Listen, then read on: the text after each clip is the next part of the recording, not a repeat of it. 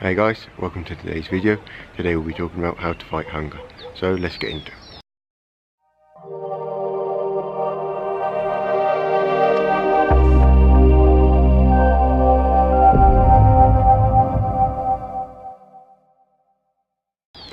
Now, if you're dieting, I'm sure you've all experienced a lot of hunger. Obviously, on the intermittent fasting diet, it is, for me personally, it was reduced a lot. Obviously, when you're getting used to eating just over a short window, you will feel a lot more hunger, especially if you're very overweight and you've been eating a lot of carbs most of your life. You will certainly feel a lot of hunger, especially when you first get started on intermittent fasting, for example. In the first few hours that you're not eating carbs regularly, you'll start to feel unwell, and this is because you've got insulin resistance and your blood sugar is it's getting very low. It's not stable. You're not used to having a low blood sugar, so that can be very difficult at first. So you need to try and fight those hunger pains and just get to your eating window without giving in, really. So some tips to stay on your diet to avoid giving in to those hunger cravings as such. Firstly, probably what I drink the most when I'm not eating and I'm fasting is a lot of sparkling water. Now, for me personally, it just fills me more than regular water. That gas.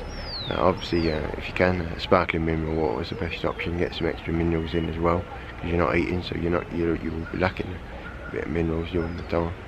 So sparkling mineral water. I also twice a day add a bit of apple cider vinegar, a tablespoon, to a glass of my water. And what that does is that helps stable your blood sugar. So especially if you're just getting started, that can really help, because you obviously got a problem with your blood sugars. Well, yeah, pre-diabetic. Another kind of thing you can do is, this is a bit of a weird one, but if you are very close to giving in, go and brush your teeth. Use some mouthwash. The reason being because if you go and eat something after that, it tastes horrible anyway, and you're not going to want to do it again. Nothing tastes good with when you've just cleaned your teeth, does it? So mint doesn't go that well with pizza and cheeseburgers. So give that a try. That sometimes seems to carry me over a bit longer. Next thing is exercise. Now, you can do a bit of exercise fasted, or that can sometimes help. It can pass the time. Once you've done exercise, you'll be feeling a bit more motivated. So you're not going to want to, give in. You're going to have achieved a lot.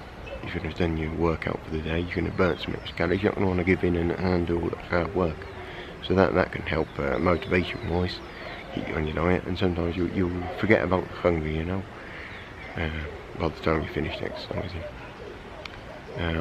You could also try doing some work as well. That could help. That might take your mind off it, or do one of your hobbies, like playing video games or watching movies or something. Video games in particular, I enjoy playing video games. Any of you that play Skyrim out there, I enjoy playing video games, and that sometimes seems to distract me, and I forget that I was even hungry, So doing a hobby, doing something you like, take your mind off of it. Another way you can help to fight the hunger is just trying to avoid basically the places that this is going to be difficult if you live in a large city. If you're living in New York or somewhere like that, I mean, basically every street's got a McDonald's in the corner, so it's going to be difficult for you to avoid temptation, because there's a lot of junk food and things. But if you live in somewhere that's a bit quieter,